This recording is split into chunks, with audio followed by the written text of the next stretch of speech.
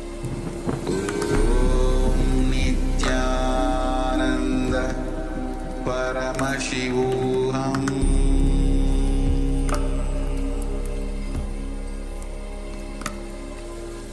Om Nityananda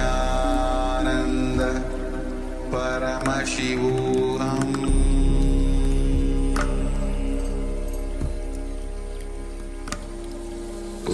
Om Nityananda Paramashivoham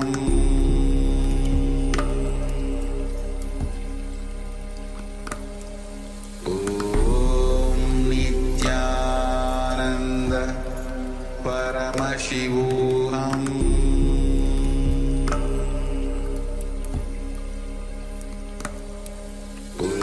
Om Nityananda Paramashivoham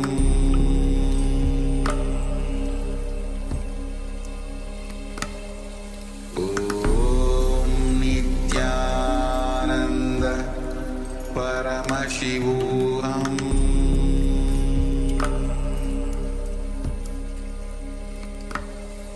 Om Nityananda Paramashivoham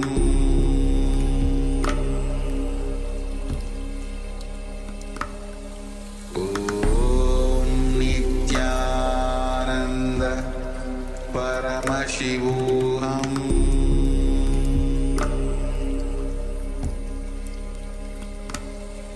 Om Nityananda Paramashivoham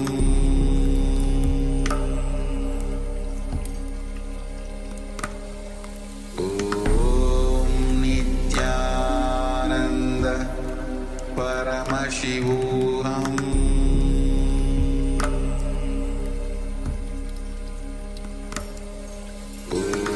Om Nityananda Paramashivoham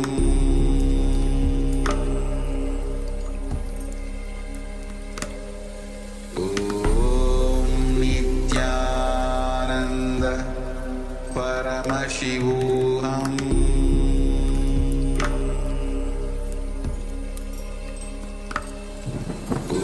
Om Nityananda Paramashivoham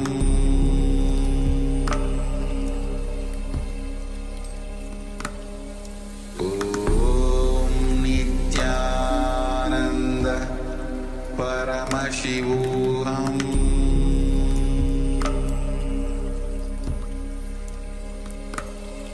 Om Nityananda Paramashivoham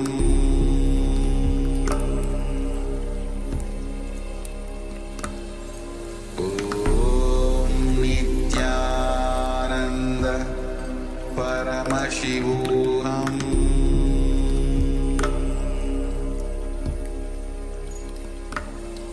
Om Nityananda Paramashivoham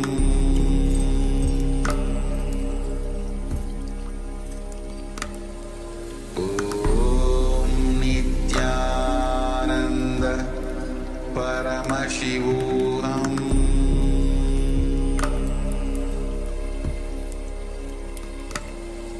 Om Nityananda Paramashivoham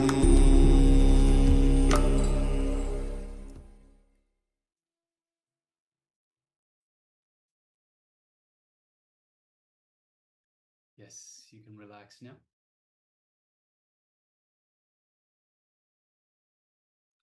All right. So thank you for everyone for participating. And yes, you can keep going if you're almost ready, just about to roll the fruit out of your palm. Just waiting for a few more moments.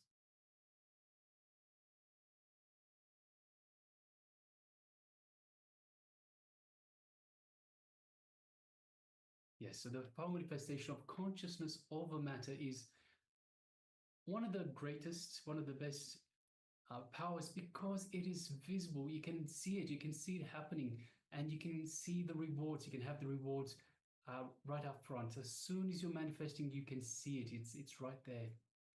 So it is one of the greatest, the easiest to celebrate, I suppose. Easiest to celebrate because you can see it and you can feel it. It is tangible.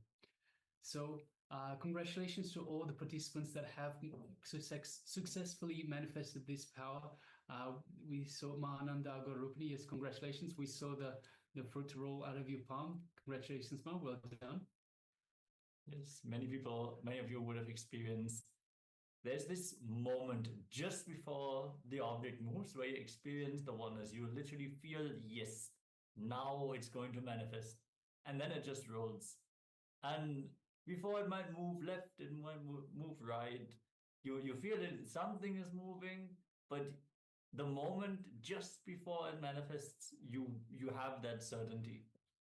And that certainty, of course, is that you are Paramashiva. You are in oneness with the divine, with Paramashiva, because we have this conscious access to all the powers of Paramashiva, and this one being the easiest to get a grasp of, the easiest to see. It is just such a joy to feel that space of oneness with Paramashiva. So yes, just take a moment and share with us your experience. How did you experience this? Were you able to roll on both sides? Were you able to? How did you experience it? What did you feel when you were, especially that moment when the coconut or the fruit just rolls out of your hand, just out of your palm? What is the feeling that you get inside? Do you feel that space of oneness? So just take a moment and share with us. And also the participants, we still have a number of participants that have their camera switched off. I hope you're still there with us. So Ma Joy Zhang and Ma Nijaya Paramashiva Anandini. And of course, we still have the participant that is just has the label iPhone. Requesting if you could also please rename yourself to your real name, and let us know if you took part in this power manifestation.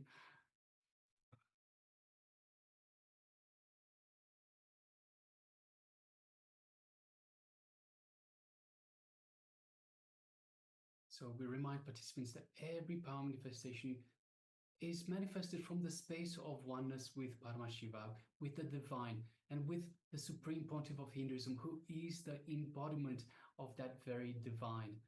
It is in fact Swamiji, it is in fact Paramashiva who manifests through us.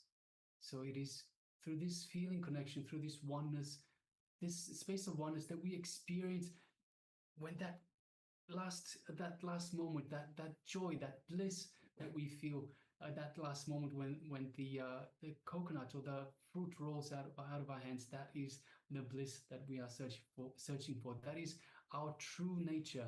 Our true nature, as Swamiji says, we are bliss. We come from bliss, and we search to get back into that bliss. And the power manifestation segments are this very way to reconnect to that bliss, to reconnect to Paramashiva. It is just such an important part of the course. So it would be such a shame to miss it. So requesting all participants, please make sure you take part in these. It is, as Swamiji says, we are here to experience a superconscious breakthrough. It is Swamiji's mission to bring superconscious breakthrough to the world. This is why you're here.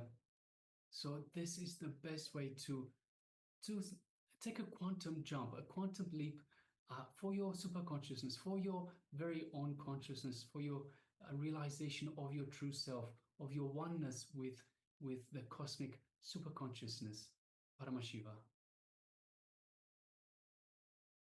All right. Yes. With this, we're now going to move on to the next chakra. We're going to move on to the next energy center and the correlating emotion. We're going to move to the Manipura chakra, the navel center, where a lot of energy is centered. directly related to our digestion and the energy conversion that is happening. As Swamiji always says, turning the bread to blood, all that happens in the stomach. And when we have worries, the nervous center is blocked. And we would have experienced that when there's uneasiness, there's a worry that is bothering us. Also, our digestion will be impacted. And yes, with the completion, when we get into the completion space with our worries, we overcome the worries, the first thing that's going to happen is we're going to manifest a strong stomach, a strong gut, and it's also the source of energy that we have. So we will experience a wellspring of energy as well, surging from the navel center. So, and it's also important to understand, so this is all connected. So also when you have so much worry, your stomach will suffer. So you will know that if you have issues with your stomach, it is probably because of the worries. So it is important. It is an important way to also analyze and understand yourself, understand your body and what is happening in your body by knowing this great truth. It is related to worries, and you can unblock the chakra. You can bring health to your gut, to your stomach, by simply dropping the worries. So now let us all get ready. Sit comfortably with the head, neck, and spine in a straight line, and let us get ready to receive the Supreme Pontiff of Hinduism as he reveals everything about the Manipurika chakra. Let us begin.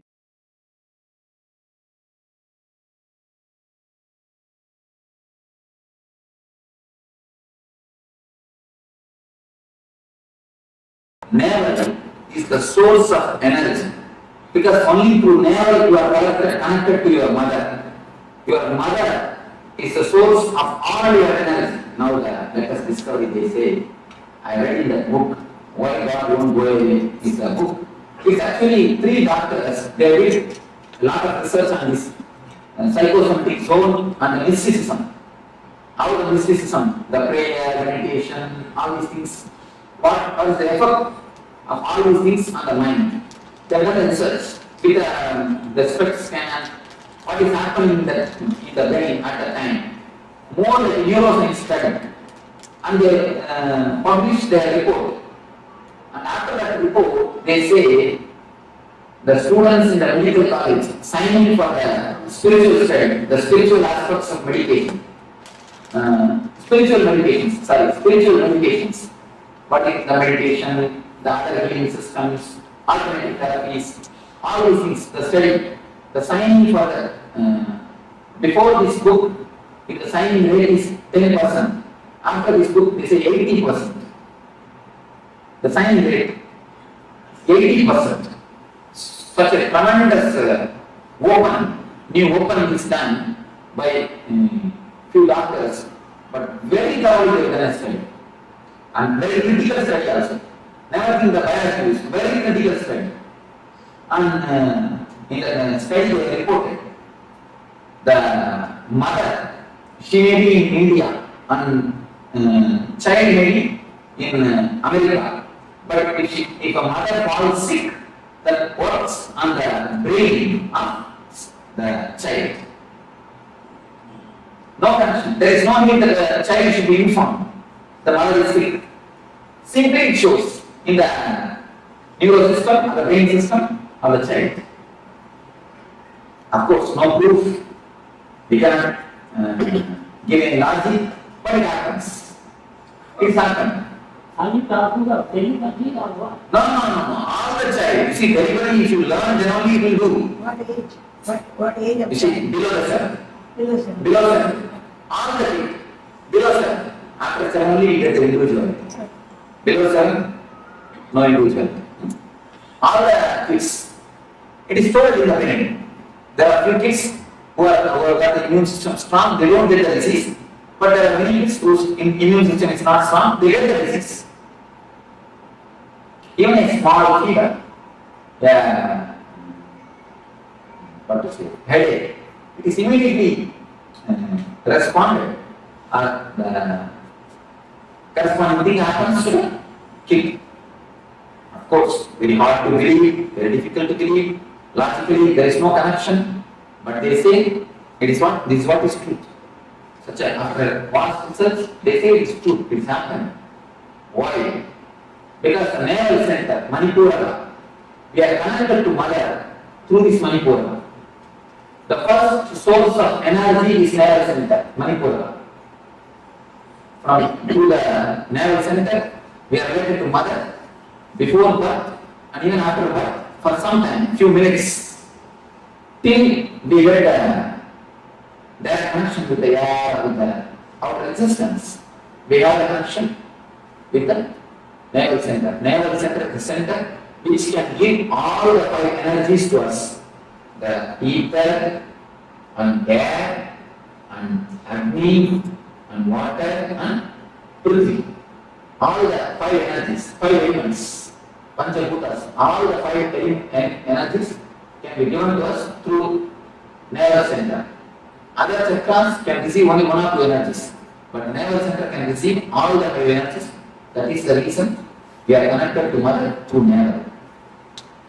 This chakra is disturbed by worries and depression. By worries and depression, this is a master key. Let us enter deeply. How? You may ask, any worry, you can see the first blow will be for stomach. You can always see it's an experience of thousands of people. Any worry, the first blow will be for the stomach. Either diarrhea or other indigestion problems. Any worry. You always say, I can't stomach it. I can't digest it. And the next thing, let us see what is worry, and then we'll enter into what is depression. First we'll finish the worry, and then the depression. About worry, I think about worry, I always saw more than people give beautiful explanations about worry, because it's an experiential expression. So let me ask some of you to give your explanation about worry. Anyone? Anybody who can give an explanation about worry? You know, I lost my money. I give somebody borrow money. I want to collect. You didn't want to pay me. Keep on bothering me too much. I'm worried about my money. That's one thing. A small story about this. You see, and also another thing. My son is 31. He didn't want to marry. I keep on pushing him. That is one thing. You see, as soon as he told money, I remember a small story. Once, a man, Ramesh, he got $100 from a man called Ru. He spent it. Then the Ru asked him, where is my money? He borrowed $100 from another seed and gave it to the Ru. After a week, the seed asked, he borrowed from Ru and gave it to the seed. After a month, Ru asked, he borrowed from seed and gave it to the Ru. After repeating this for 10 times, he called Ru and seed together. Why don't you give me the money after every month by yourself? Keep me out of the scene. So this is one reason. Something that you keep on thinking about. That's something. And then? But the things don't go away the way you expected. And then, anyone? One more, some more? Some more worries? Fear. Fear inside you, to prepare for the future. Insecurity. Worry about your patients again. Each one is telling about their worries. You see, whatever he said is only the reason for worries. Now, what he said is the reason for worry. What you said is the cause for worry. Only is the reason and causes. What is holy itself? Exactly give me the definition. Just give me a clear definition. Any philosopher? State of disturbed mind. Okay. Fear of future which is not there. Okay. Are you processing differently what's happening outside? You are the philosopher. Processing little different way what is happening outside. A nice thing, nice way of putting things. Then, because 99% of the world is never become true. Whatever 1% happens, true is always good. It's always good. So, The way how you react to things and the attitude that you have. we can react. Anxiety about something that happened. Married? Then you make no difficult. If you are not married, then difficult. Don't try. No, I'm telling you, don't try to answer a query. I'm not telling you. Anyhow, any other philosophical explanation? Apprehension of unknown. Yes. So that's one question. Apprehension of unknown. And here is a good answer. The processing in a wrong way. What is happening outside? The disturbance of your mind, whether it's real or unreal, it's a disturbance when thinking. Yes, but if you are trying, ma'am, don't worry, ma'am. If you don't try it, now she is trying something. Are you going to give some answer? No, you are. No. She's not worrying. She's not worrying. So all the answers. Wasted thought energy towards something you have no control. Your faster mind. You see, in our system, our mind is simple mechanism. Be very clear. Our mind is simple mechanism. Never think mind has got its own intelligence. No. Mind is a simple mechanism. Intelligence is totally different. Mind as such is simple mechanism. If you are habituated to take a coffee, to have a cup of coffee in the early morning 7 o'clock, every day 7 o'clock, you don't have to look at the watch, you will have the feeling that you want coffee. When you have the feeling, then you can see it's 7 o'clock already. Just like that, the mind is habituated, just as the body is habituated for coffee or some routine. Mind gets habituated to have a low energy or to have a shrinking feeling with some times and some situations. Whenever the time comes again, whenever the situation comes again, the situation may not be as deep as it has happened in the first time. It may not be exactly the same as it has happened previously. It may be just reminder of the last situation, but you will see the same low energy, the same irritation will happen to you. To reduce the whole thing into more clear terms, you can say, if you take the mind as a computer, the few programs which have been affected by virus is holy. There are few portions of your mind which is affected. It is like have you seen a gramophone record? The gramophone record is disturbed and it is repaired. It will repeat the same line. It will repeat the same line. Any of you have seen gramophone record, the old gramophone records? It will repeat the same line. It will never go next line. The same line. I went to his estate. Devotee's estate. There I saw the gramophone. And tape was repaired. Then tape means what they put inside. Record. That's called record. Scratch. It was scratched. That is called record, scratched. And there is a song in Tamil, Varavitana Saravitana. It means the income is 8 paise and expenditure is 10 paise. It is not going to the expenditure at all. Varavitana. It is again repeating only the income. It's not going for expenditure at all. So that is a good car for money income. No expenditure. You might have done it on purpose. That I don't know.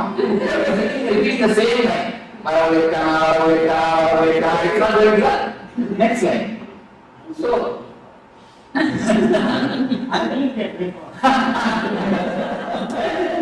I think you have to do expect. So there is the same thing. Sometimes it happens to our mind. The words, even if you want, even if you don't want, whether you want it or not, whether you like it or not, the same words is repeating inside you, which makes you feel shrink. Is what is going. The continuously the same words, which is getting repeated in your system, in your mind, and it makes you feel shrunk, even if you don't want it. Is what is called worry. There are two things, please understand. There are two things in our life. One is dialogue. When you speak with others, when you speak with somebody else, with volume, it is dialogue. Next thing, when you speak to yourself, it is called monologue. The first thing, all of you are aware. The next thing, only you need to observe, you will understand. You will be sitting on the bank of the river, or on the seashore, or under a tree, or in the swing in your garden. You may be sitting, but your mind will be, tomorrow morning I will go to office and tomorrow evening I will come back and tell the man to wash my car and I will take my inner dialogue. The inner dialogue. What is that's called the term inner dialogue. It's called monologue. Monologue. You see, the speaking to yourself, which you can call as thinking or mind.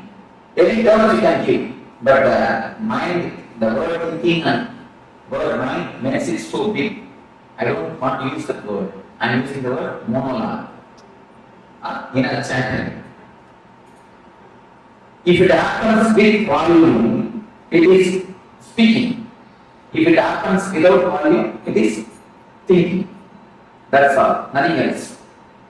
Don't make thinking as a complicated thing. We always think mind cannot be controlled. We come to a conclusion. Without trying, mind as such cannot be controlled. We have a very wrong, major understanding in our life.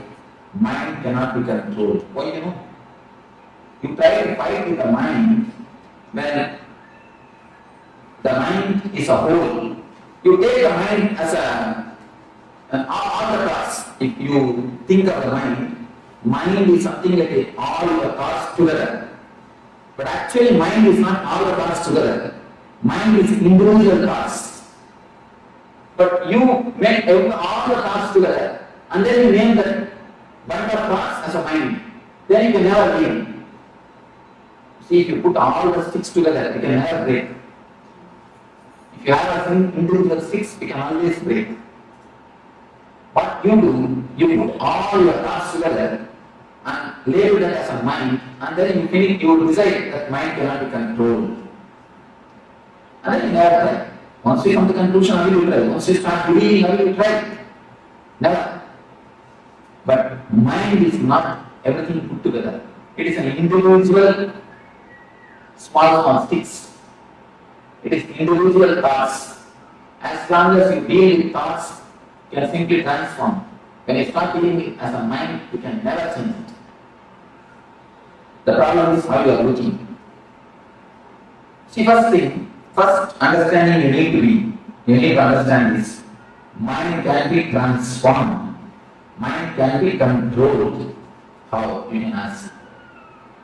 When you can control your words with volume. You see, with volume, whatever you speak, you control it. Am I right? Am I right?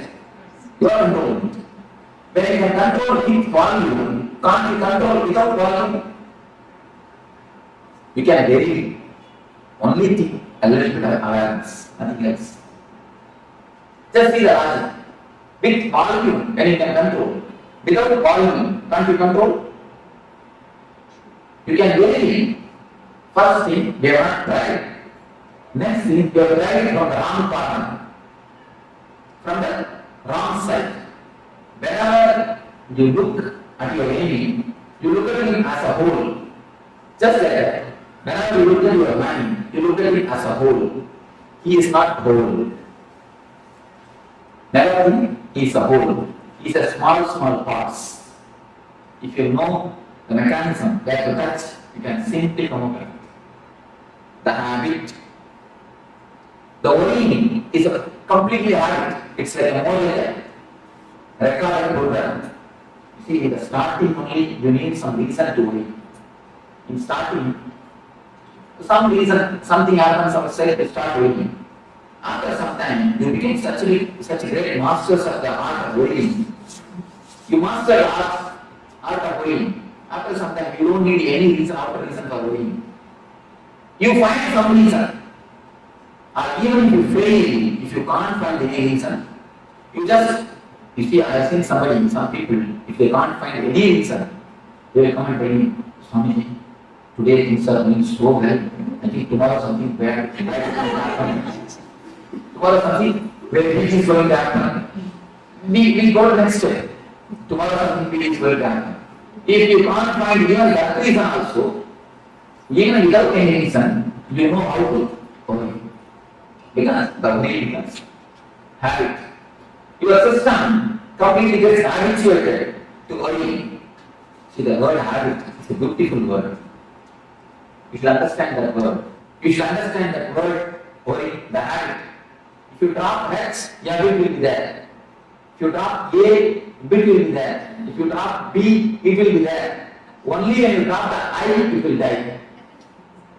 The very word has got a beautiful meaning, habit. Drop H, your bit will be there. Drop A, bit will be there. Drop B, it will be there. Only when you drop I, it will die. The meaning can be understood by the word itself. A beautiful word. Worry becomes just an habit in your system. Worry has become part or a portion in your system. The feeling which makes you shrink and which gets continuously repeated by itself, whether you want it or not, whether you accept it or not, is what is called worry. Next, let us see what is depression. The circuit or the way how the depression is created. See, according to the people of the biology, the body of the animal and body of the man is one and the same, almost one and the same. Only mentally we are something higher than animals. And now they say that chimpanzees do 80% of all the activities what a man does. 80% can be simply done by chimpanzee. Only one thing, he doesn't have his own mind. In the plane of mind we differ, but in the plane of body, we are almost one and the same. If a chimpanzee gets angry, he will simply beat other chimpanzee, or at least a cage. But if a man gets angry, he cannot beat somebody else. In the society, if you are angry against your boss, what can you do? You can give only a smile. Nothing else. If you are angry against your wife, what can you do? Nothing can be done. Yeah, you lose job, you lose food. Nothing can be done. See, anyway, you can express your anger whenever you want. You cannot completely express it. But they say, the doctors, they say, whenever anger happens to you, poisonous chemicals are released in your system. Poisonous chemicals which disturbs your immune system is released in your body, in your system. What will happen to all those chemicals, all those acids? It's like an acid bath. It's like a bathtub filled with acid. You are taking acid bath every day, every time whenever you enter into under, and if you express it, at least you come out of it. The chemical is worked out. When it is not expressed, it is completely, totally suppressed, and just it gets deposited in Manipura Chakra. Manipura is the energy center in which all these negative emotions are deposited. Any suppression, sexual suppression, or the violent suppression of the violent emotions, or the anger, or the vengeance, anything, if it is suppressed, it directly comes to the energy center of Manipura. Manipura is the center where all the suppression happens, all the suppressions are stored. If you suppress, the suppressed acid only creates acidity. Nothing else. That is what directly happens. That is the reason the Manipura gets disturbed. The depression and the worry directly disturbs Manipura. Anything suppressed directly attacks Manipura. Manipura is the first chakra, first center which is disturbed by the suppressions and the system of suppressing. That is the reason children don't have any suppression. See, if you see the kids, you can see a grace in them, a beauty in them. You will not see any ugly child around the world. You can see the photographs of kids around the world. Indian kid, American kid, African kid, Sri Lankan kid, any country, you can just see the photographs. You will not see a single kid who is ugly. Have you seen a single kid who is ugly? You must have seen in so many TVs. Even Ethiopia, they are living in poverty. Even there, kids you see, they have their own grace. They may live in poverty, they may be lean and thin, but the grace of the face will not be lost. Because they are nothing in the Manipura. They have not collected anything, they have not suppressed anything. Have you seen a single kid who is ugly? Have you seen a single grown-up man who is beautiful? The problem is Manipura. The depression and the worry takes the grace from a being. No depression or worry is accumulated by the kid. Even if they accumulate, they have a beautiful technique to throw it out. Have you seen after feeding the kid, if you put him to rest, he will just blabbing. Have you seen? Something like that, he will be blabbing. The blabbing is a beautiful technique to cleanse the Manipura. Kids do that. Whatever meditation you are doing in all these 2 days, all the kids they do. Because the system has got its own intelligence to do all the meditation. And the same way, any of you, if you know Yogasana, the major 12 asanas are there. All the 12 will be practiced by the kids from the age 1 to age 7. Without knowing, without you teaching them, they will be practicing. The Dharmasana, all the asanas, they will be practicing. Because the system itself, the body itself has got its own intelligence. In the so-called process of growing, we have lost all these things. And you can see the children spinning or whirling. Have you seen? If you have a small kid, you can understand.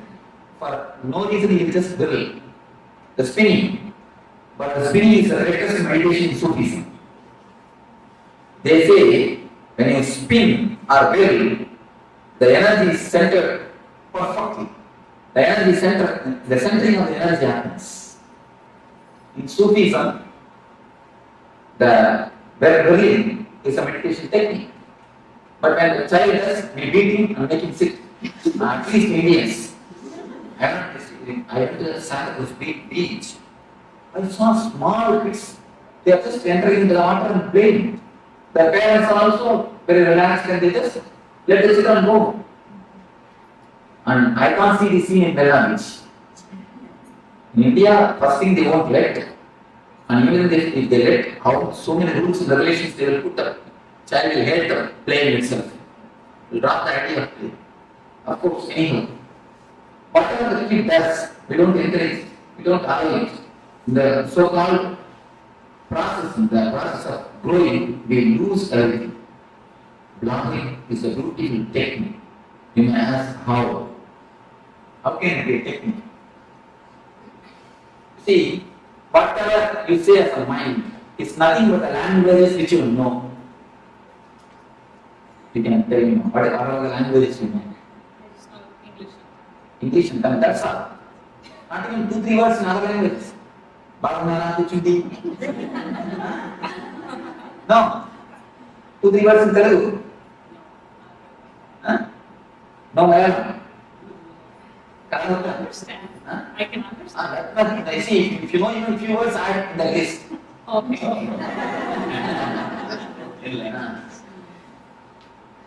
I can understand you. Karnataka? Gottilla. I can few words. And then Hindi? Thoda. And then Hindi. Any other language? That's all. You see, if suddenly something happens and you forget all these 5 languages, can you say you have something else called mind? No.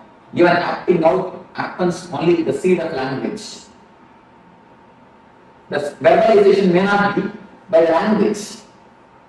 You see the man who doesn't know any language and it acts out. You can see he has got his own language. But as far as you concern, only these 4-5 languages. You are not developing your own language. Only if a man is born from birth, if he doesn't know any language, then only then he develops his own language. For you, I am telling you for you, if you forget these 4-5 languages, can you say your mind exists? No. Alright, tell me what way you can exist. I can just tell it to myself. I cannot have a dialogue with someone. That is what. Then again you are using the same language, 5 languages. I am telling you, if you forget 5 languages completely, there is no other thing in our mind except this language. Our mind has nothing else, at least the active portion of the mind. Whatever is active in your system has nothing else except this 5 language. Except this language, not for you 5, for others their own languages. You cannot think anything except these few languages. Without that language, it is like a big lake covered by snow. The lake is the energy, the Atman. Snow is the thought process, the chattering. If you can break the chattering, if you can break the thought process, and the water which is inside, or the pure water which is inside, can gush out and energize your field. You are this side, and the energy is that side. In between, the ice layer is there, snow layer. The ice layer stops the energy reaching you. The ice layer is what is the mind or the thought process. If you can break the thought process, if you can break the mind process, you can see the energy gushing towards you. The Manipura also, Manipura is the energy. The suppressions or the depressions, the suppressed emotions form a layer in your system, in the Manipura Chakra.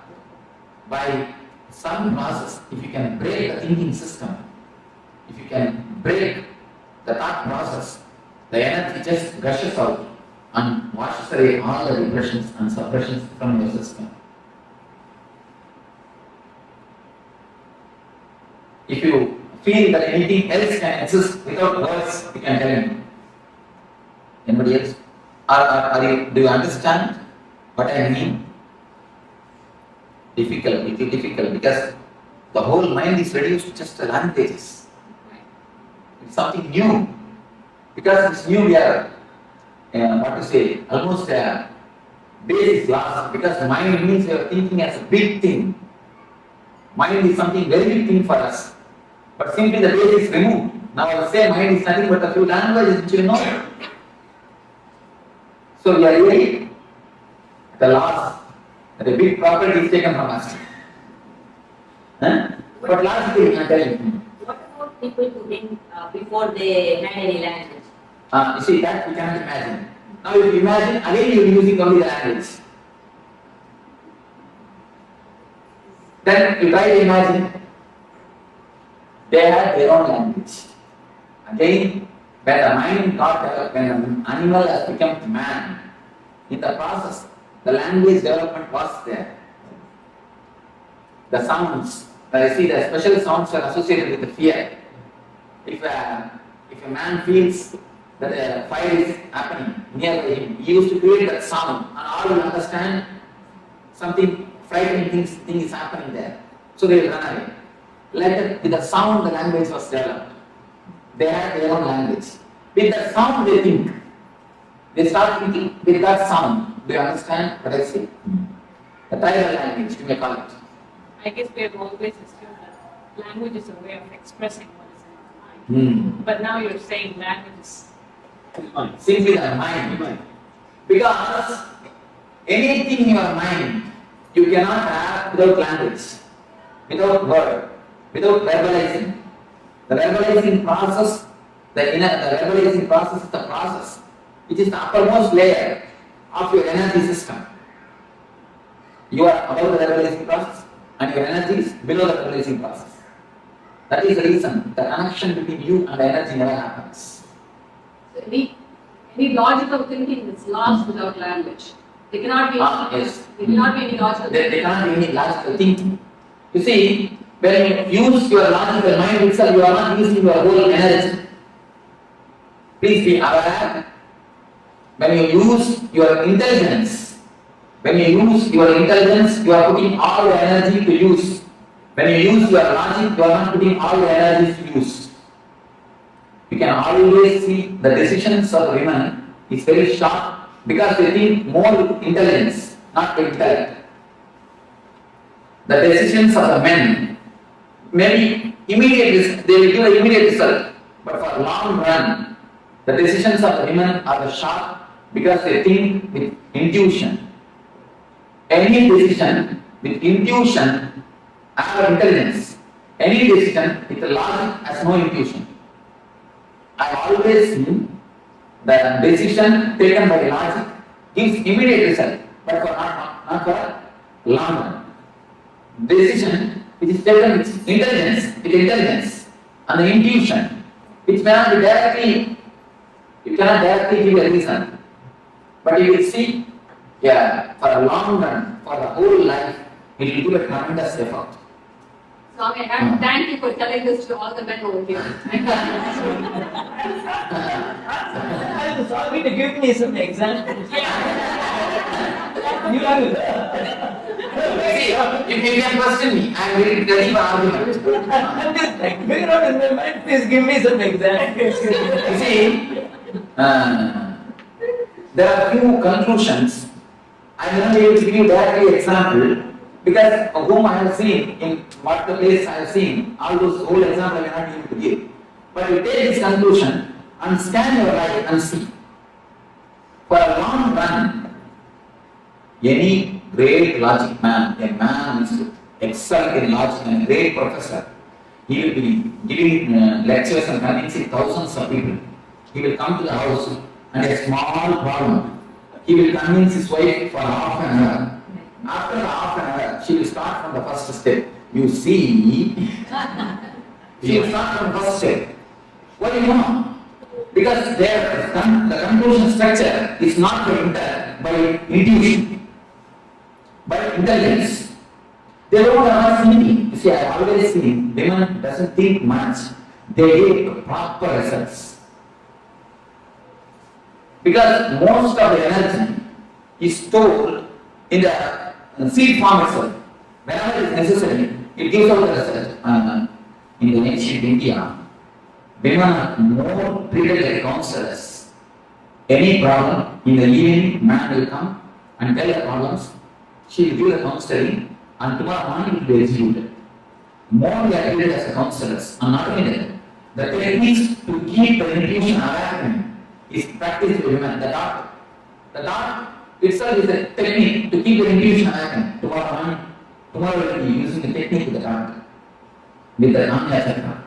The techniques to keep the intuition awakened is always practiced by women, but you cannot see any women logically.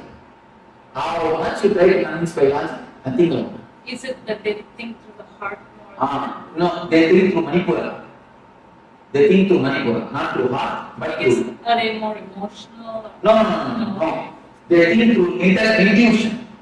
The Manipura is the center. You see, Manipura is the center, very active in women. That is the reason only women could give birth.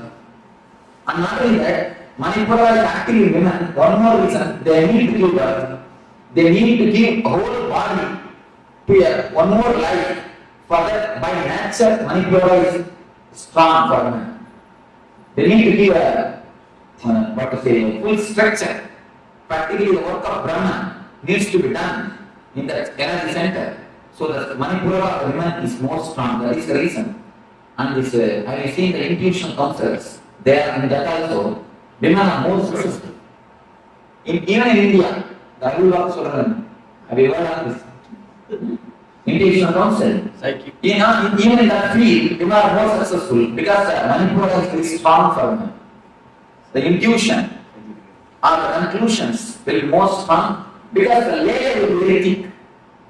The thinking layer is not deep in women.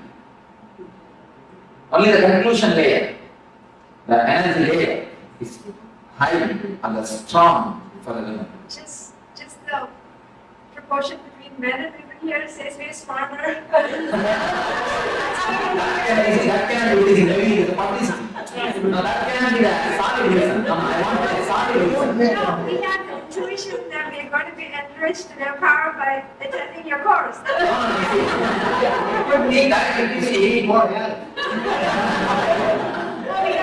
See, in that case, you see, logic can play both things. That is not right. I wanted to give you some solid proof, some solid example. See, I will give you the discourse. By the time I remember, I'll give you the solid examples. It's happened in my. And even if you give one example, that will not be Sure. enough. This is the concept. If you scan your life, you will understand. This is the idea. If you just go through your thing, you will understand. Whenever a woman decides it's for long run, it's always good for a long run. Because she doesn't have much of energy wasted in aggressive immediate. No, not only that. The aggressive joys. You see, any joy which comes to you, the aggressiveness, but outgoing things. She doesn't have our system itself, the joy of passiveness. The very system is more passive. Energy is wasted only in aggressiveness. The very system is a passive. Women being nurturing, because they nurture, they have to use a lot more common sense and intuition rather than logic. That's something. Why it happens, how it happens, they ask. I'm trying to give them some visible examples. I'm giving only the reasons. Reasons from all the energy sources or the books. Only I'm giving the reasons. I'll give you an example and I remember. Manipura is, you see this basic understanding. The Manipura is the master of intuition, the master of the energy, master of the energy source. This chakra has to be powerful for you because you need to give birth. You need to supply tremendous energy to the other life. That is the basic logic. Why the Manipura of the women is more strong.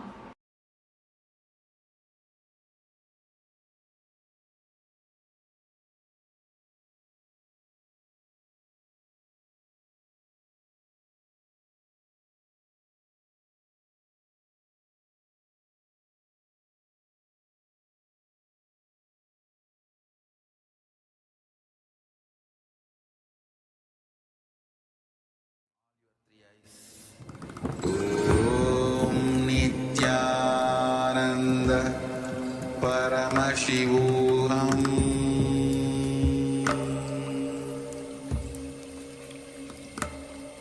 Om Nityanand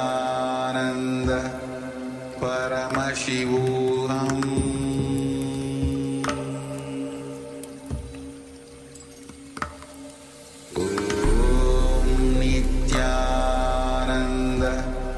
Paramashivoham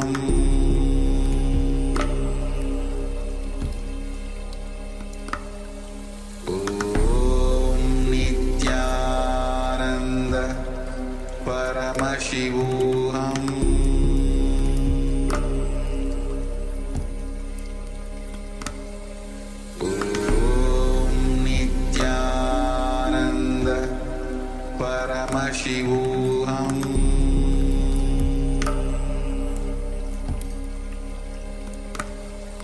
Om Nityananda Paramashivoham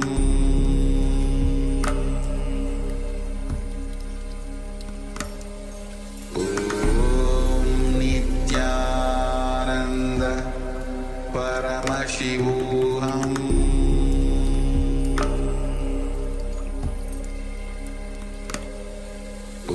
Om Nityananda Paramashivoham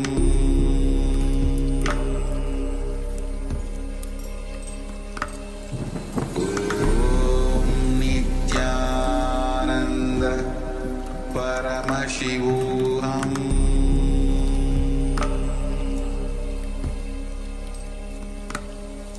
Om Nityananda Paramashivoham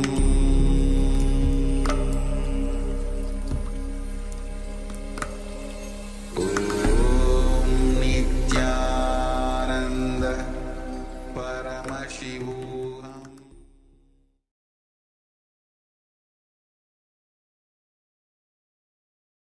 Okay. Yes, you can relax now. Welcome back after that wonderful revelations by the Supreme Pontiff of Hinduism on the Manipurika Chakra. So next we'll be moving on to an internalization exercise. Meanwhile, if you have any questions regarding to the revelations that Swamiji has just imparted with us, please feel free to share with us. Let us know in the chat box. We're only too happy to clarify things for you, to help you out, to make sure that you don't have any blocks missing in this bridge or this wall that we're building brick by brick. So if you have any questions at all, please make sure that you ask. This is what we're here for. All right, so let us move on to the internalization exercise. Yes, understand how worry can disappear. The moment you bring authenticity into your thinking, worry disappears. As long as you don't bring authenticity into your thinking, integrity into your thinking, worry continues to rule you. Now, let us enter into an exercise. First, write down all the aspects of your life that you worry about. For each of these worrying aspects of your life, write down the thoughts you have, the words you utter, and the actions you take. Identify where you are not being in integrity. Examine where you gave your words and did not honor and fulfill them. Remember, when you are not integrated with the inner and outer words you utter, worrying will become a pattern in you. Yes. So let us start writing down all the aspects of the life where we worry. And for each of these aspects that we have written down, you will see where we are in non-integrity with the words that we have given. Because the non-integrity is what leads to the worrying pattern. If you have any questions about this exercise, let us know. And let us get ready. Have your pen and paper ready. Requesting everyone to settle down. And let us enter into the first step of this exercise.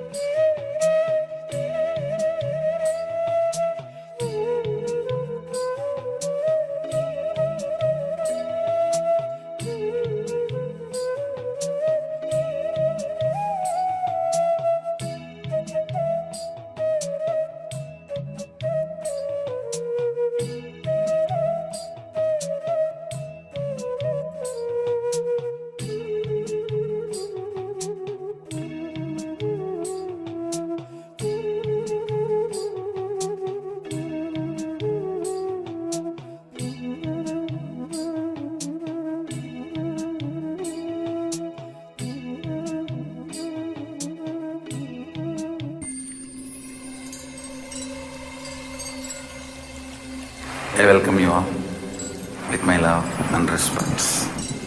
Let you all open all your three eyes. Om Nityananda Paramashivoham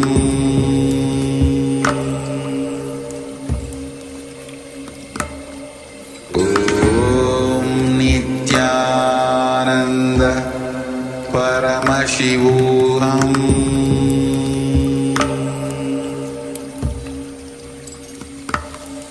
Om Nityananda Paramashivoham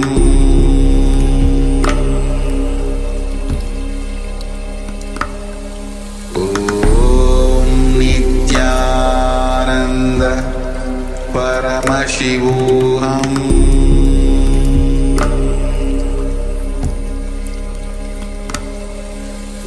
Om Nityananda Paramashivoham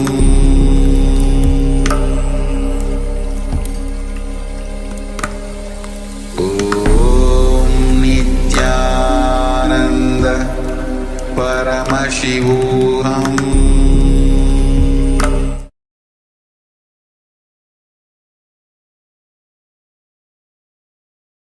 Yes, welcome back.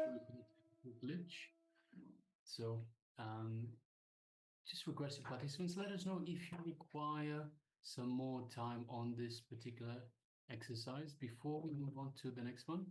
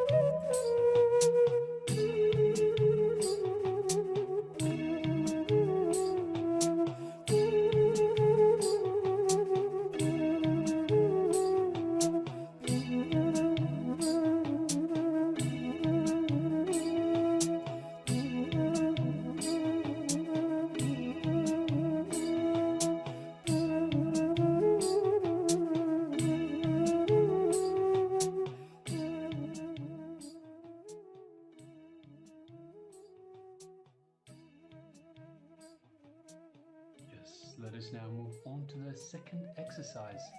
Let us look at your life. You look at your life and identify all the things that you forget most often. So all the things that you forget most often. For example, you might regularly forget to take your medicine, or you forgot where you kept the car keys. Examine what are the words that you utter in all these aspects of your life where you are forgetful. So once again, examine what are the words that you utter in all these aspects of your life where you are forgetful, and identify and write down where you are not in integrity. So identify where you are not in integrity in these situations, in these aspects of your life where you are forgetful. So let us go ahead. Take a few more minutes for this second exercise.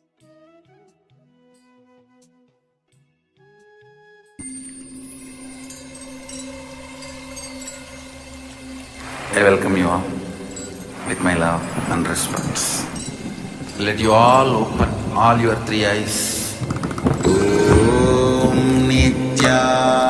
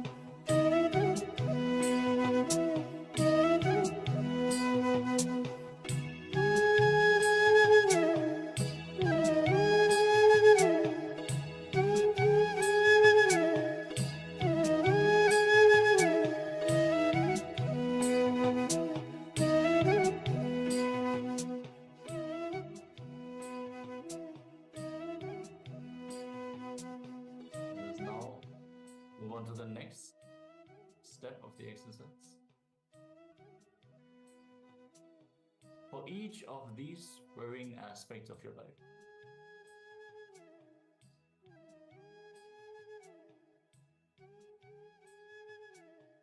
look at the solutions you discover in your life, which you forget again and again, and you end up wasting your time and energy in rediscovering the same solutions again and again. Swamiji beautifully shared about Apasmara, which is literally the demon, the asura, that Bhagavan Nataraja, the cosmic dancer, stands on. It is our forgetfulness, the forgetfulness of the spiritual truths and insights that we have already discovered, forgetting the powerful cognitions that help us solve the problems of our life. So let us look in and see those solutions which we have discovered, but we waste our time rediscovering them again and again because we forget the solutions.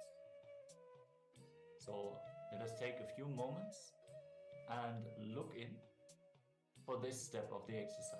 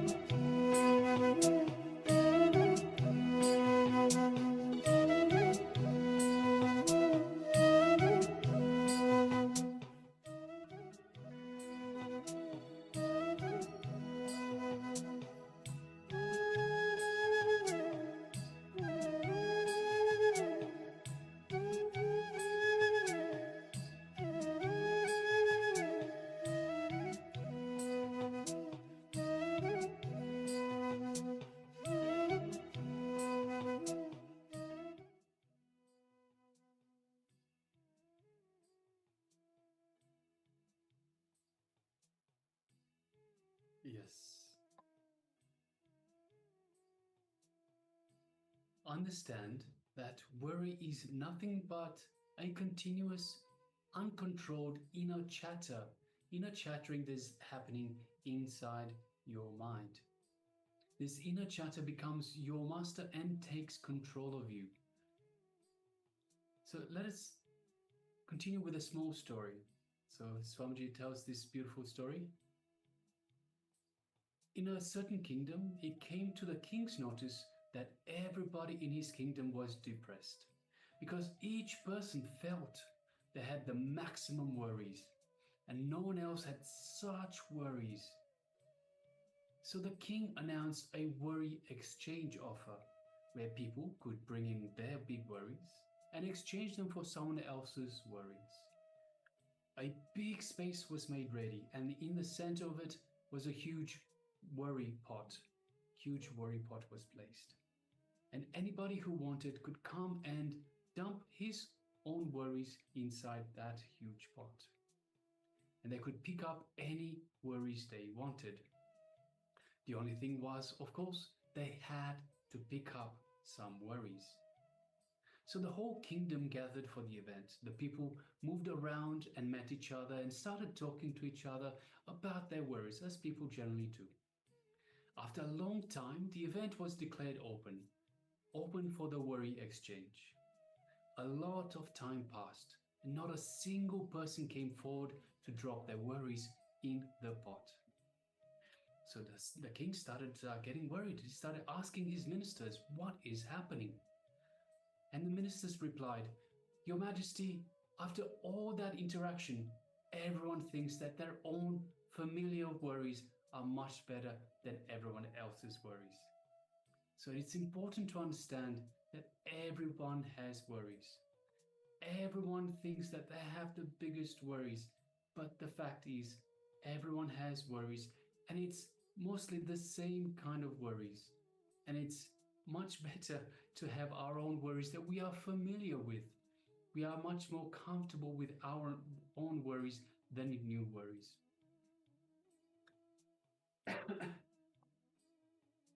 So yes, if you have any questions at this point, if you need any clarifications, again, any part of this this program so far, and of course we do apologize for the technical glitch just earlier. Do let us know if you have any questions. We're happy to clarify. This is what we are here for. All right. So yes, now we're going to get ready for a kriya, a shuddhi kriya, a cleansing technique. As we are currently working on the Manipuraka Chakra, the navel center, we're going to go through a guided technique, guided by Swamiji, where we can cleanse our Manipuraka Chakra. So let us all get ready and follow along as Swamiji is guiding us through this kriya.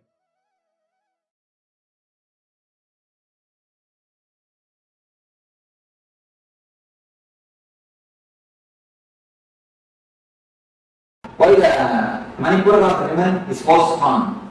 Now I have to do some practical example. I'll give you. So whenever you suppress or you put the desires into the system, that goes and gets settled in Manipuraka like a layer, like one ice layer. Here is a small meditation. As I told you, mind or the layer is nothing but a language. If you can break the language, you can break the layer. The whole layer is nothing but a language. If you can break the layer, you can break the ice layer. You can allow the energy or the water to come up or to gush to the higher zones, to your being. The breaking of the ice layer, the technique to break the ice layer is what is called blockages. This is a very powerful technique to cleanse the Manipuraka, to break the inner chattering, to break the thickest layer of depression. Now, let me explain the technique to you. First, you will concentrate on Manipuraka. Concentrating means you will just relax and sit feeling this place. See, as soon as you feel Manipura, you will see your worries and your depression start coming out. Because they are already there. Only we are putting a big, thick asana or a chair on it and we are sitting on it. They are all just there, bubbling out like a welcome. But we have big seat cushion on that, and above that we sit and we feel we are comfortable.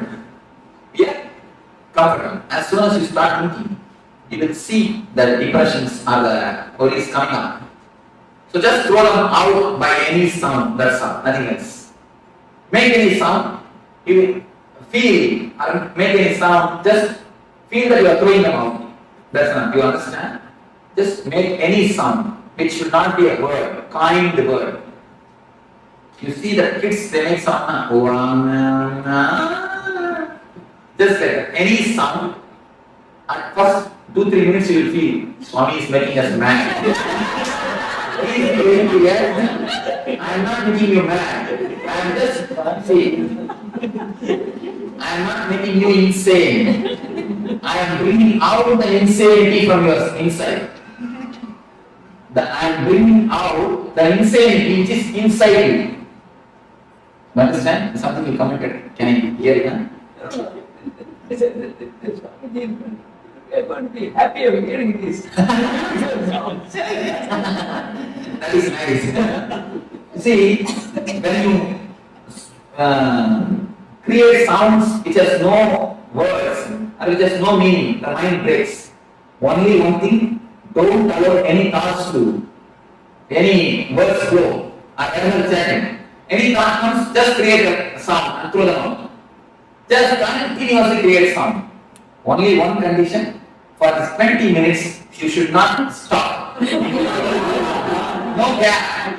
You see, if you do gap, the mind will start appearing. Mind will start speaking. So, don't allow any thought to come. Create continuously some sound. Can you repeat the same sound? That is not a problem. That is not a problem. See, if you don't get any sound, one thing, you should not allow your mind to think. Then only the system will break. You see, 21 minutes is one energy circle. The 21 minutes, don't allow any thought. Try your best and create only sounds. And within 2-3 minutes, you will see automatically you will remember the man who cheated you. Who is your enemy? The intimate enemy. The intimate enemies and enemies, all these things you will remember with yourself. And all those tears will come up, all these things will happen. You see, tears will come, or the depressed feelings will come, anger will come. Allow everything by words, by some sounds, not the words, some sounds. Then how does the worry come? Automatically it will come up, you will see.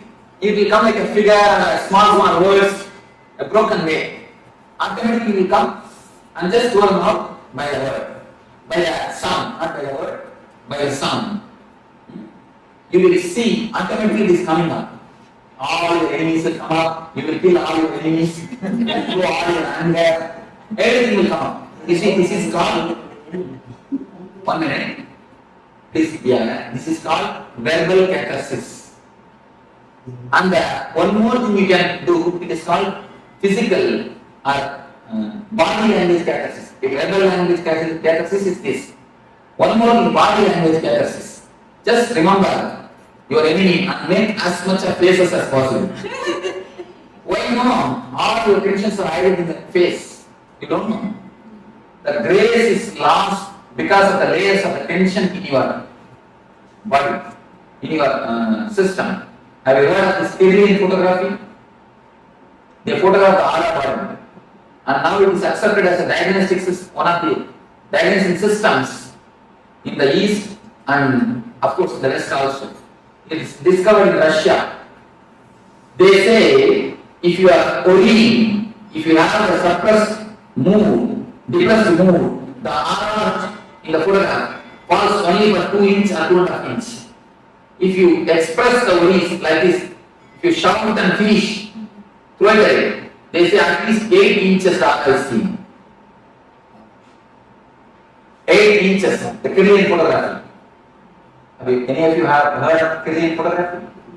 Not even one. You are aware of the real photograph? Have you seen any photographs? They photograph ghosts, they photograph angels, they photograph when the man becomes possessive. What happens? All those things are photographed. And they prove how a spirit enters into a man and how it leaves at the time of death. A man is continuously photographed and the light going out of the body is seen and the silver cord means even after the cutting the navel cord or the umbilical cord, umbilical cord, a subtle connection exists for 11 days between mother and the child.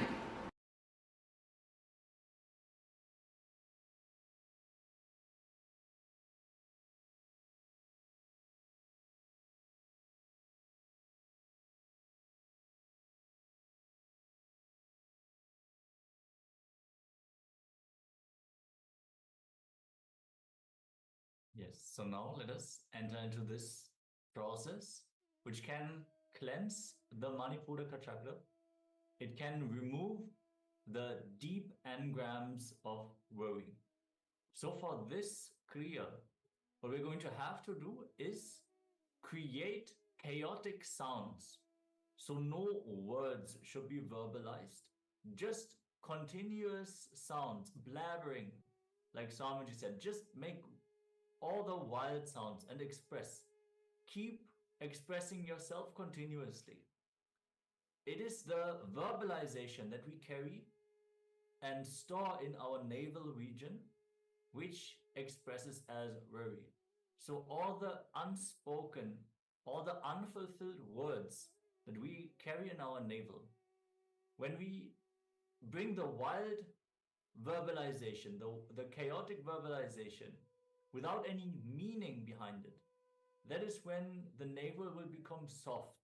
It will flow, and we will not have that stiffness and hardness in the navel region. So start creating wild sounds, any sounds, without meaning, and continue to go on expressing yourself wildly.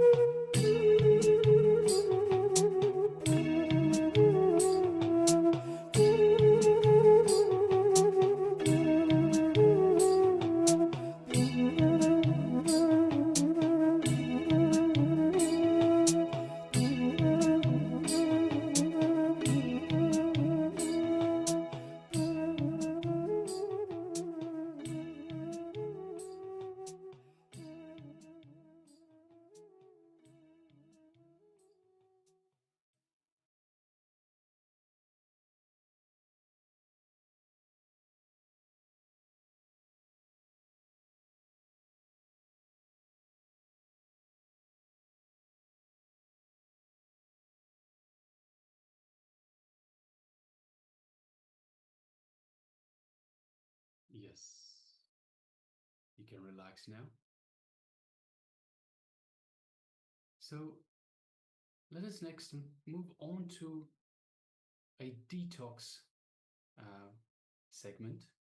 So once again, detox is very important to remove the toxins that we have built in our body. See, over time, we ingest certain foods that have toxins, that have poisons, basically things that poison our body, and they get stuck into our bodies, and they basically stop us from having the life that we should, from having the body that we should, the body that is aligned to the cosmos, to the cosmic will.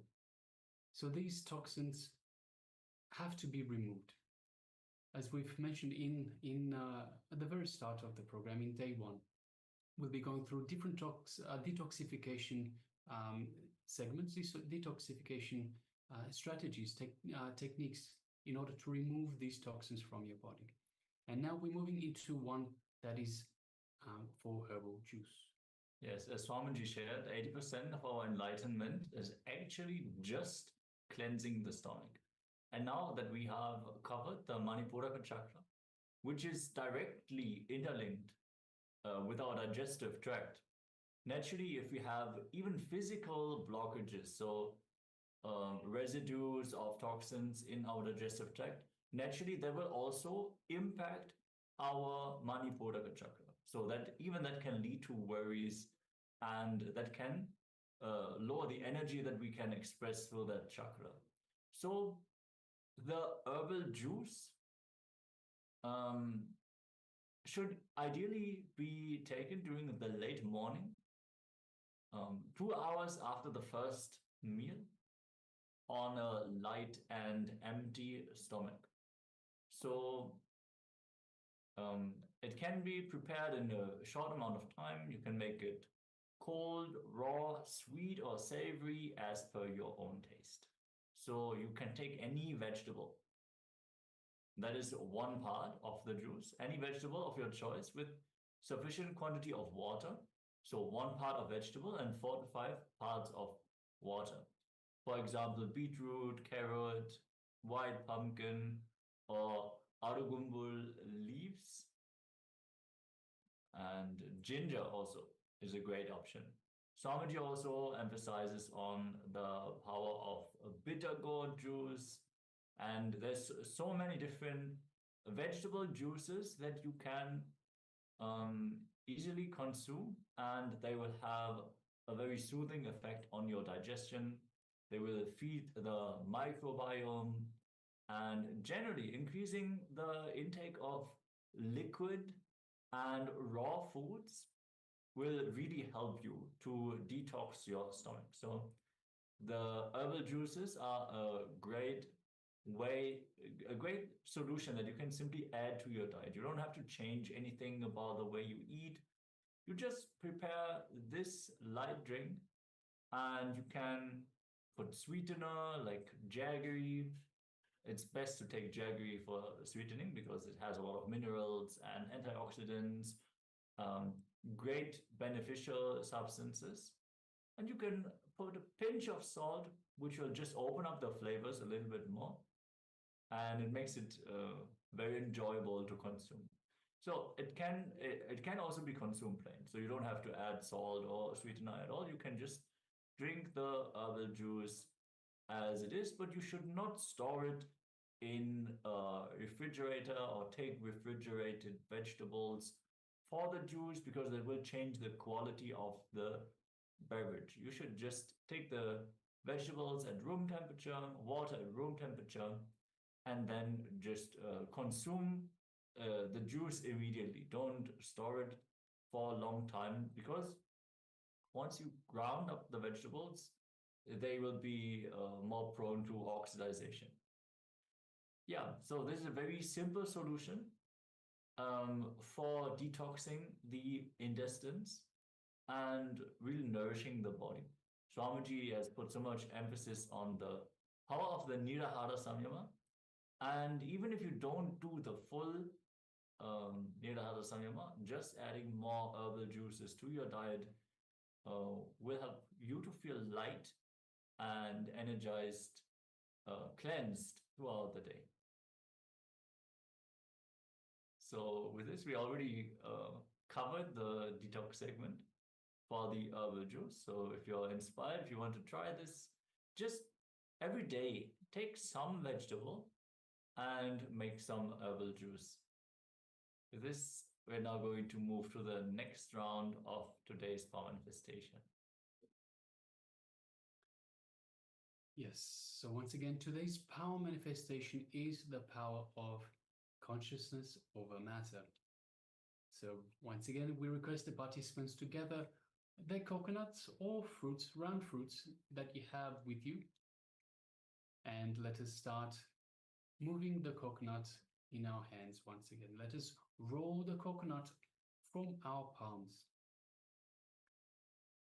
So in the previous round, we moved the coconut. So in the first round, we moved the coconut to one side. Second round, we moved it to the other side.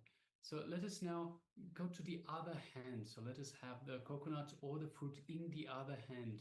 So requesting everyone to get ready and let us sit comfortably with our coconut on our palm. So the palm should be flat. The coconut should be on the palm. And make sure the coconut is facing the ends of the coconut is facing on this axis here. So you have the round bit here, so you can easily just roll off the hand. So requesting participants, please gather your coconut or round fruit and let's get ready for this round of power manifestation, power of consciousness over matter.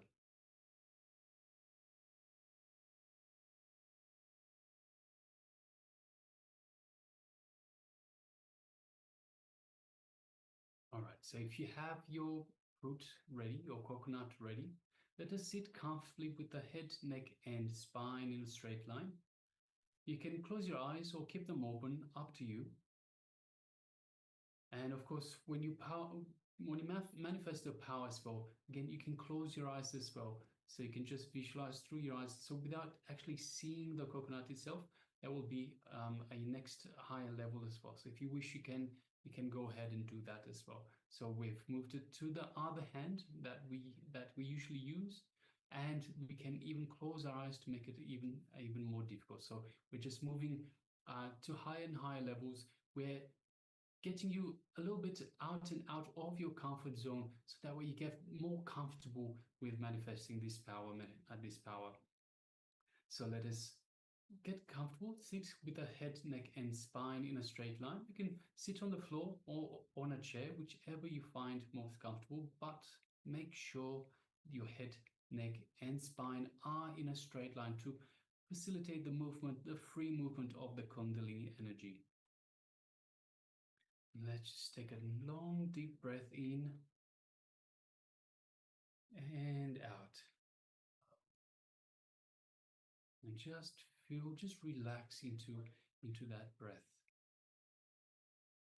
Let us now bring our attention to the Ananda Gandha, which is just below the heart center, the inner space, our inner space.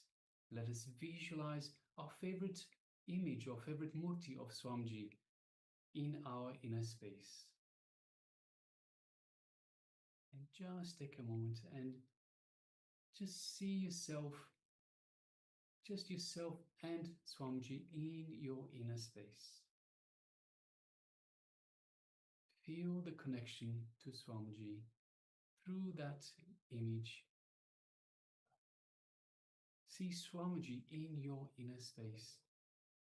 Feel his energy just permeating throughout your entire body, reaching out to every single one of your cells, just energizing every one of your cells, making them feel alive, rejuvenated, healing every part of your body.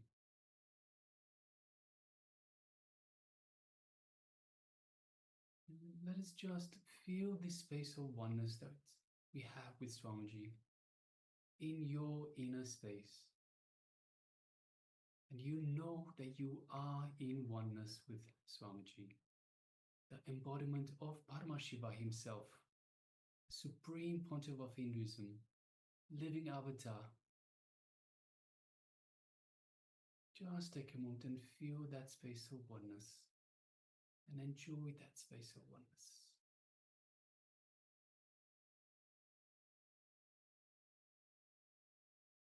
And let us just move our gaze just gently to that third eye, just between the eyebrows, and look gently through the third eye into Swamiji's third eye. As you do so, you feel a connection, an energetic connection to Swamiji's third eye, and from Swamiji's third eye into your third eye. You can feel the energy building. Feel your third eye being awakened by Swamiji.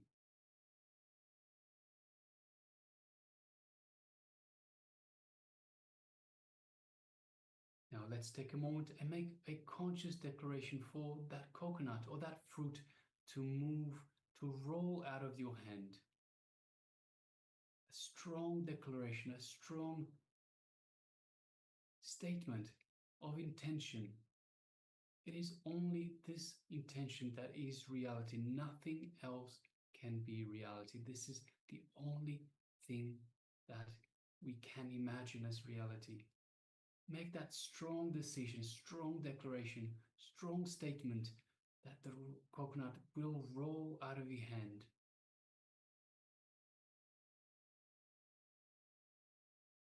Now let us start chanting the Mahavakya.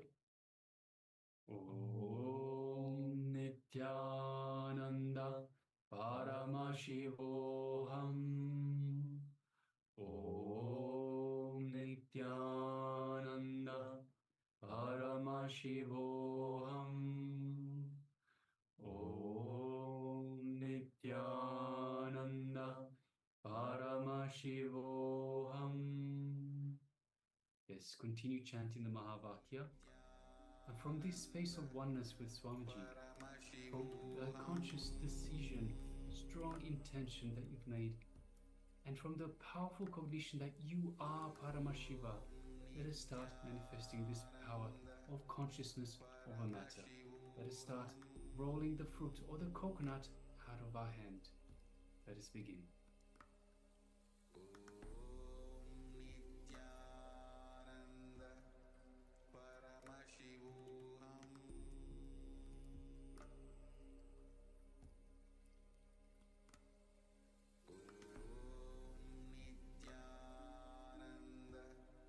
Paramashivoham.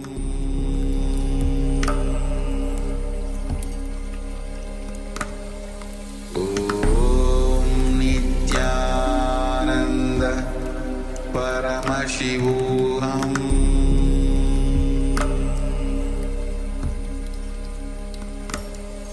Om Nityananda Paramashivoham.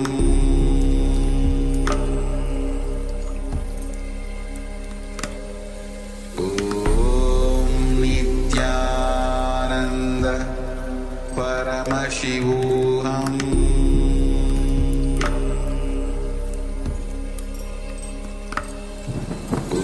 Om Nityananda Paramashivoham.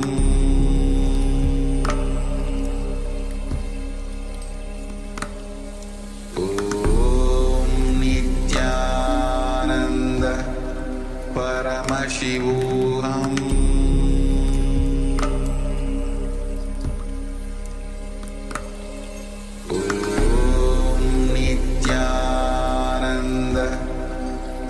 Paramashivoham.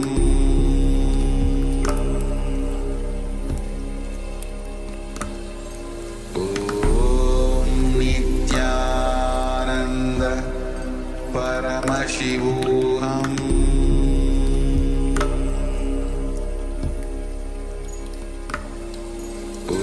Om Nityananda Paramashivoham.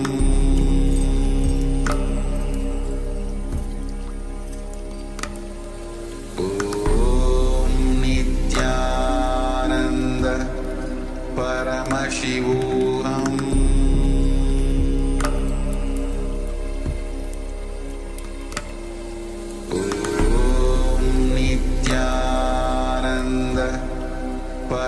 Paramashivoham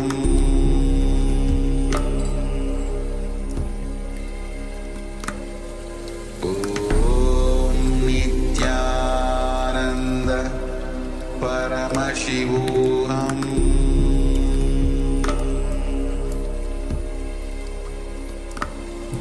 Om Nityananda Paramashivoham Paramashivoham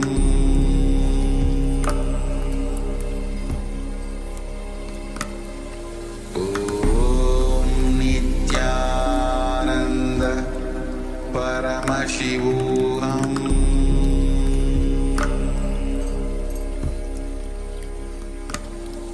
Om Nityananda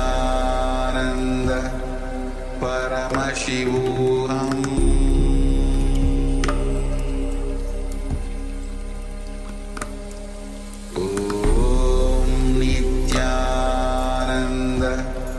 Paramashivoham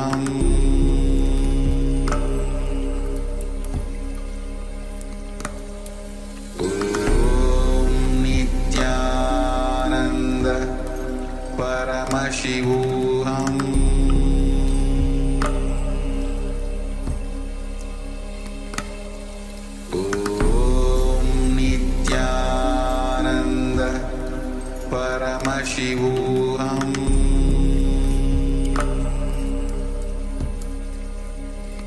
Paramashivoham Om Nityananda Paramashivoham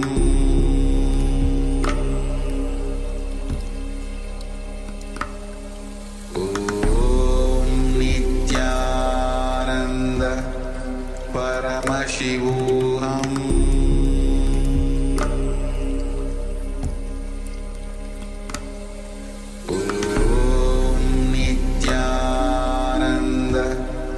Paramashivoham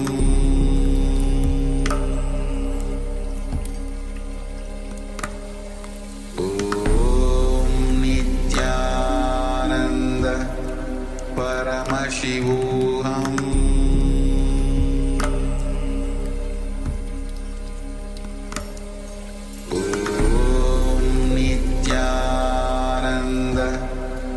Om Nityananda Paramashivoham Om Nityananda Paramashivoham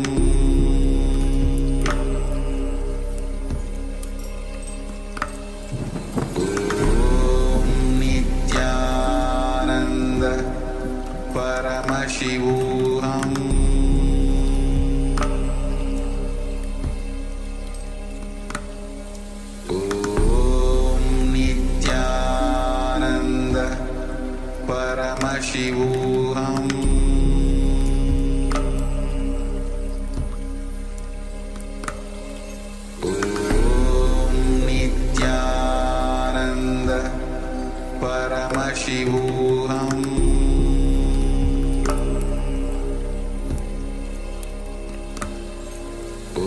Om Nityananda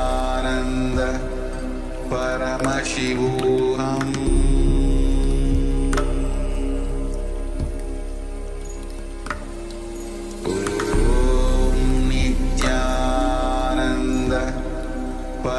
Paramashivoham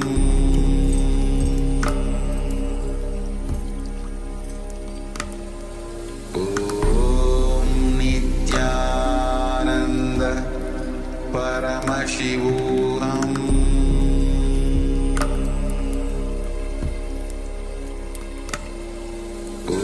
Om Nityananda Paramashivoham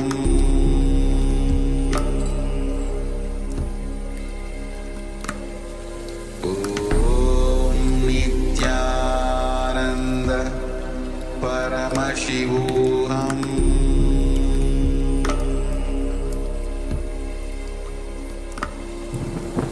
Om Nityananda Paramashivoham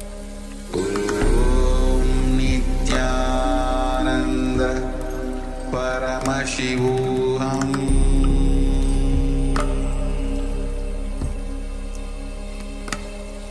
Om Nityananda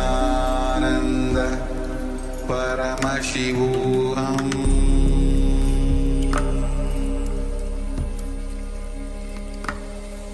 Om Nityananda Paramashivoham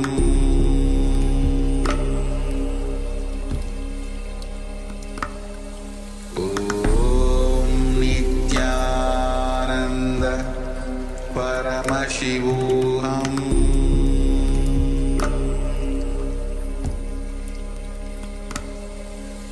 Om Nityananda Paramashivoham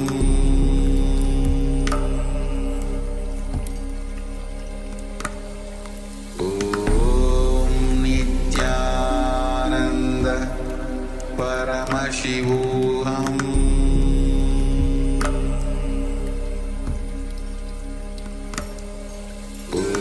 Om Nityananda Paramashivoham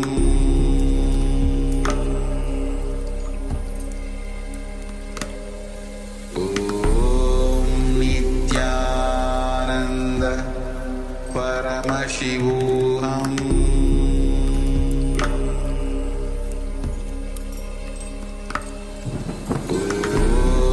Nityananda Paramashivoham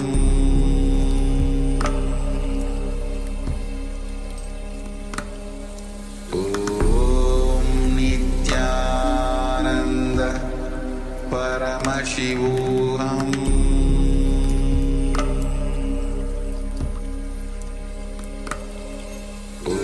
Om Nityananda Paramashivoham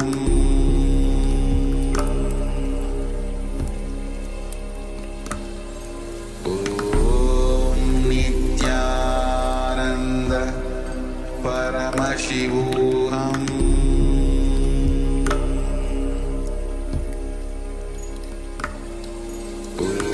Om Nityananda Paramashivoham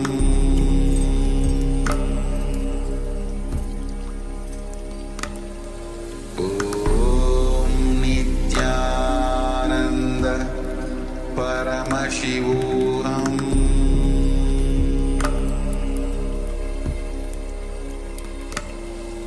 Om Nityananda Paramashivoham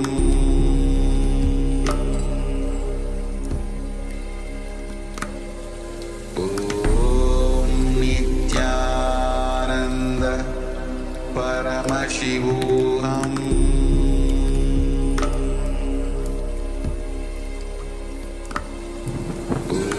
Om Nityananda Paramashivoham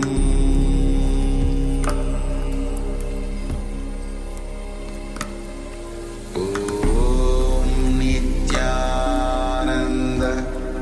Paramashivoham